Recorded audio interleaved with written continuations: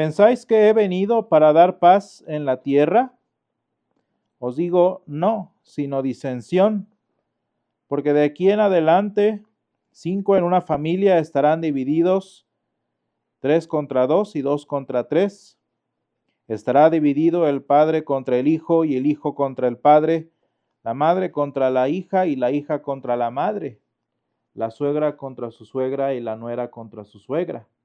Decía también a la multitud, cuando veis la nube que sale del poniente, luego decís, agua viene, y así sucede. Y cuando sopla el viento del sur, decís, hará calor, y lo hace. Hipócritas, ¿sabéis distinguir el aspecto del cielo y de la tierra? ¿Y cómo no distinguís este tiempo? Señor, esta es tu palabra, y tu palabra es verdad. Santifícanos en tu verdad, te lo pedimos. Amén. Hermanos, en este día estamos en la solemnidad de la Madre del Señor, en la que celebramos y recordamos la vida que el Señor, no nada más evidentemente sucedió en ella, sino que también trajo a través de su ministerio virginal. Y cuando pensamos, hermanos, en la obra que el Señor hace en la vida de sus santos, ya sea para hacerlos de testimonio o para incluirnos en el plan de salvación, como el que muchos nosotros también somos hechos partícipes. Hay un aspecto interesante, hermanos, que debemos notar de cada uno de ellos, de cada uno de los que la palabra misma llama, como en el caso de la Madre del Señor, bienaventurados,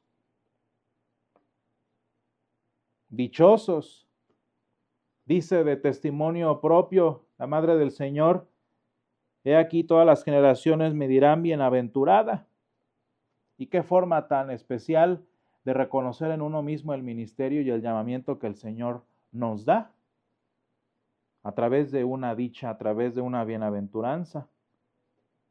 Que sin embargo, hermanos, cuando lo relacionamos, por ejemplo, con el Sermón del Monte, con el Sermón de las Bienaventuranzas, caemos en cuenta que esta dicha, que esta bienaventuranza, no es para paz con el mundo. No es para unidad, no es para complacencias, no es ni siquiera para disfrute propio, ni mucho menos en este mal concepto que tenemos hoy en día de la felicidad. Al contrario, hermanos, la dicha de la que habló la Madre del Señor y de la que ella fue partícipe para gloria propia y de nuestro Dios, la bienaventuranza de la que nosotros somos hechos parte para gloria nuestra y del Señor, es de sufrimiento, es de padecimiento, como dice aquí el Evangelio de hoy en San Lucas 12, del 49 al 56, de disensión. No es para dar paz en la tierra, hermanos, sino disensión. Y hermanos, en el pasaje que estamos leyendo en esta mañana en particular, es uno de esos pocos y no obstante importantísimos pasajes en los que Jesús no es el tan romantizado Señor que hoy hasta los no creyentes tienen el descaro de poner en su boca.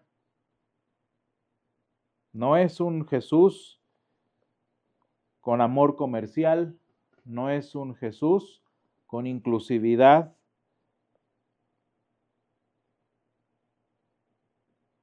emocional.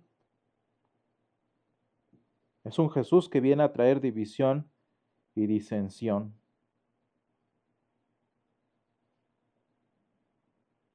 Al grado que el Señor, vean cómo dice de sí mismo, cómo me angustio hasta que se cumpla.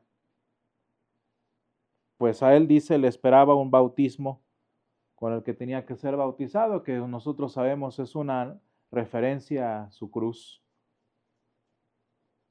No por nada nos recuerda la palabra que si nosotros somos bautizados en Cristo, no somos bautizados a otra cosa sino a su muerte. Somos sepultados con Cristo en nuestro bautismo, como enseña el apóstol San Pedro y el apóstol San Pablo. Y no podemos decir esta verdad en nuestra relación con el Señor sin mencionar la palabra muerte, sin mencionar la palabra sepultura. Dice entonces el Señor en el versículo 51, ¿pensáis que he venido para dar paz en la tierra? Os digo no, sino disensión.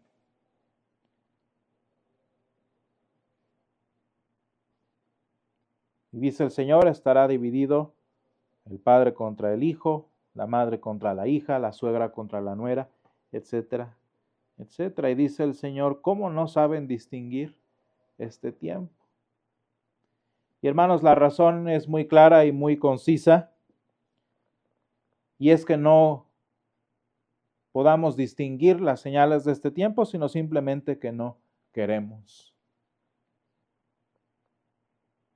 Y hermanos, aunque el llamado a la santidad, aunque el llamado a participar en el proyecto de salvación de nuestro Dios es para todos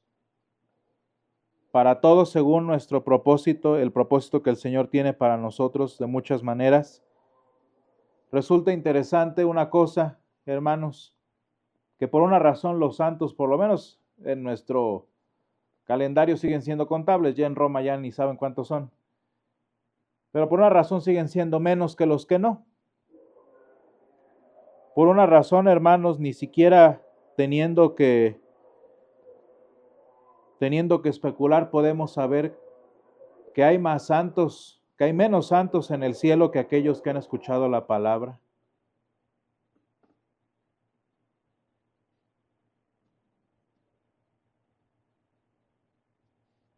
Dice la Escritura, porque muchos son llamados, pero pocos escogidos. Y como de hecho más adelante aquí veremos en el mismo Evangelio de Lucas, por una razón la puerta es estrecha. Y por una razón cuesta, y dice el Señor, esforzaos por entrar por la puerta angosta. Porque hermanos, no es un asunto de capacidad, no es un asunto de santidad como enseña Roma, no es un asunto de particularidad de nuestra disposición a ser buenos o a ser justos, sino que simplemente no queremos. Porque el milagro de la justicia, hermanos, el milagro de la santidad que el Señor realizó en la Madre del Señor y en tantos otros santos, fue por gracia, no por mérito. En consecuencia, no debería haber nada en nosotros que nos descalifique para este mismo llamado y este mismo título tan interesante de la santidad. La pregunta entonces es, ¿por qué no hay tantos santos en el cielo como los que han escuchado la palabra?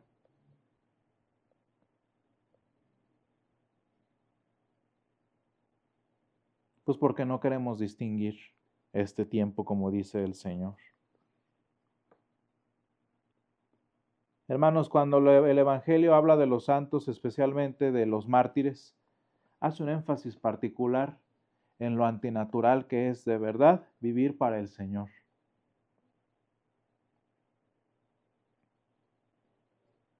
Por eso los cristianos de todas las edades siempre hemos tenido en nuestro especial aprecio, por ejemplo, a los santos mártires, sobre los cuales está construida nuestra fe cristiana. ¿Por qué, hermanos? Pues porque eso no es normal. Y de muchas formas, hermanos, nos sirven de ejemplo a nosotros para seguir. ¿Por qué, hermanos? Pues porque esa no es nuestra naturaleza, no es propio de nosotros querer sufrir.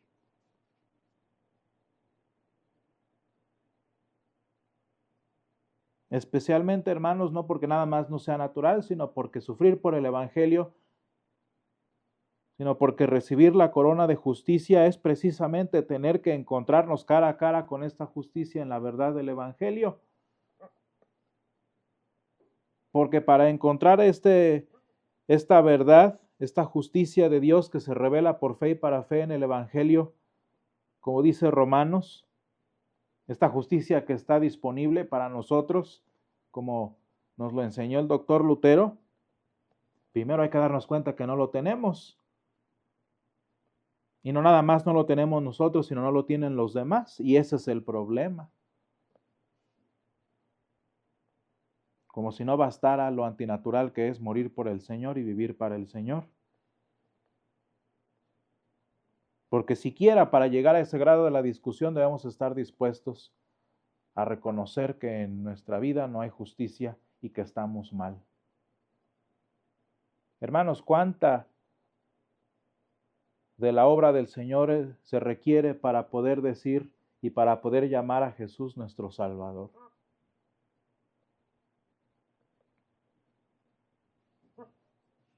¿Cuánta obra del Espíritu Santo hace falta en nuestra vida para reconocer nuestro error, para reconocer nuestra condición y todavía más para anhelar dejarlo atrás y seguir adelante?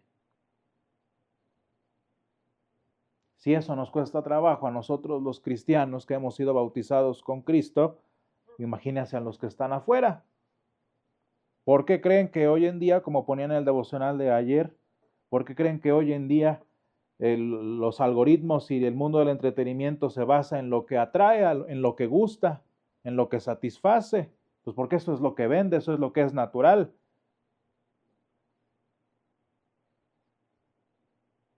Las ofertas son lo mismo. Los descuentos, el contenido de entretenimiento, todo gira en lo que se quiera escuchar y ver, porque eso es lo que nos interesa y llama la atención. De manera, hermanos, que no nos sorprende que la iglesia esté muriendo y morirá en su momento, porque de las muchas cosas que la iglesia no predica es la felicidad. De las muchas cosas que la iglesia no predica es la plenitud y la abundancia. Por lo menos no para este tiempo. Qué hermosas las palabras de Hebreos, ahora que estábamos leyendo sobre Moisés.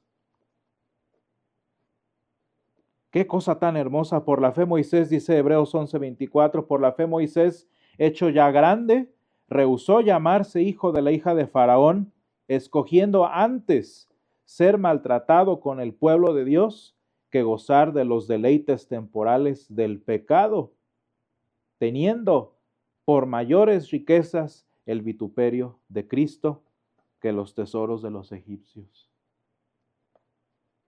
Y hermanos, con razón no hay 15 Moisés, porque nadie quiere, nadie prefiere de manera natural el vituperio de Cristo a los tesoros del mundo. El problema, hermanos, es que de haber Moisés preferido, como tantos otros, los tesoros de los egipcios a los vituperios de Cristo, ¿qué habría pasado con él? Pues lo que pasó con todos los egipcios, incluido él, que era el primogénito, por cierto. Imagínense. Hay muchos teólogos que hablan del lugar que tenía Moisés como primogénito de la casa de Faraón.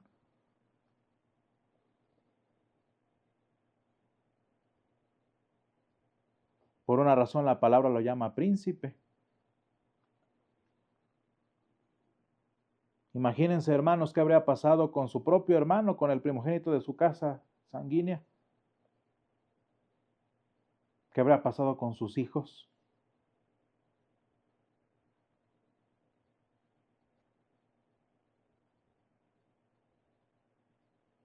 Y hermano, no es que no estamos hablando de una primogenitura sanguínea, biológica, estamos hablando de una primogenitura espiritual. En los misterios arqueológicos, hermanos, aprendemos que el príncipe que se convirtió en faraón de Egipto después de esto no fue un primogénito. Y eso es lo que sucede, hermanos, cuando escogemos los deleites de Egipto a los sufrimientos de Cristo. De manera, hermanos, que ¿cómo sucede esto entonces? ¿Cómo se da esta vida de santidad en la que estamos dispuestos a sobrevivir y a sufrir la disensión? ¿Cómo sucede esto en nuestra vida, hermanos? ¿Cómo le hacemos para enfrentarnos y para sobrellevar, para aguantar y hasta para anhelar, hermanos, los vituperios de Cristo? ¿Cómo se hace eso si no es natural a nosotros? ¿Cómo es que sucede en nosotros si no es lo que nadie quiere? Pues porque, hermanos, el vivir para el Señor y el morir por el Señor es precisamente también la obra de nuestro Dios que hace que ese milagro suceda en nuestras vidas. Pero respondiendo, hermanos, de manera práctica a esta pregunta que estoy haciendo, ¿saben cómo se hace para sobrevivir y para anhelar los vituperios de Cristo? Por amor. No hay otra razón. ¿Cómo resistir, hermanos, los embates del maligno? ¿Cómo resistir el que tu familia te rechace como debería rechazarte por razón del Evangelio y de la verdad? Por amor. Y no un amor ni a uno mismo, no un amor a ellos, un amor al Señor. Un amor al Señor, hermanos, que está por encima del amor a nuestra familia y del que muy pocos somos capaces de hablar. ¿Cuántas veces y en cuántos otros versículos, hermanos, las personas que venían a Jesús prefirieron y amaron más a sus familias que al Señor?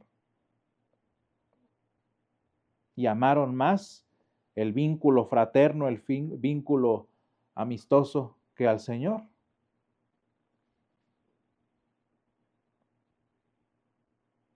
Solo un amor, hermanos, a la verdad. Solo un amor que sobrepasa toda relación, hasta con uno mismo y con quien sea del exterior por amor a la verdad, es el que nos permite resistir e incluso anhelar los vituperios como los resistió Jesús. Y hermanos, en este día en particular que damos gracias al Señor y celebramos la vida de la madre de su Hijo, no hay un ejemplo más bonito de este principio del que estamos hablando. ¿Qué llevó a María a la cruz del Señor? ¿Qué llevó a María el resistir esa escena tan perturbadora, toda la vergüenza, imagínense, de ser la madre de un criminal?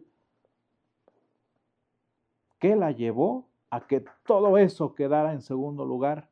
A que todo eso fuera intrascendente. El amor. Y no nada más por su Hijo.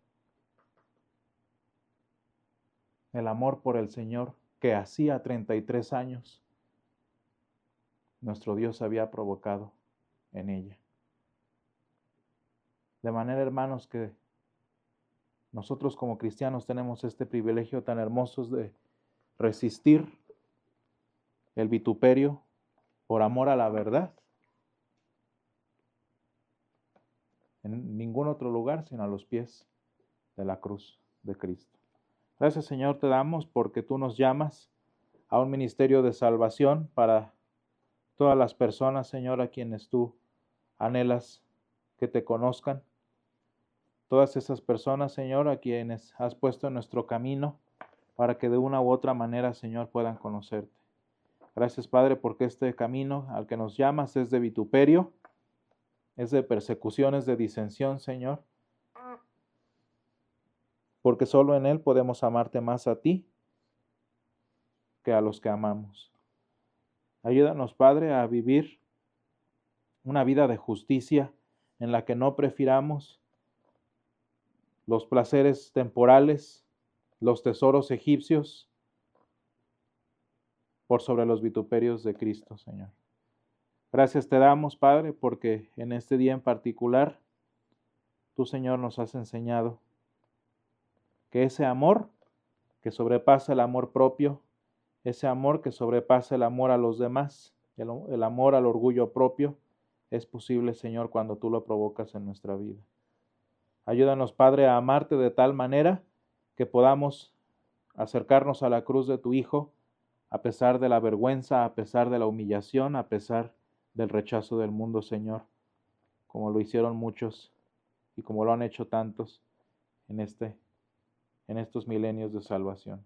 Ayúdanos a amarte, Señor, a amar tu verdad y a no comprometerla, Señor, por el bien de otros. Todo esto te lo pedimos en el nombre de Jesús.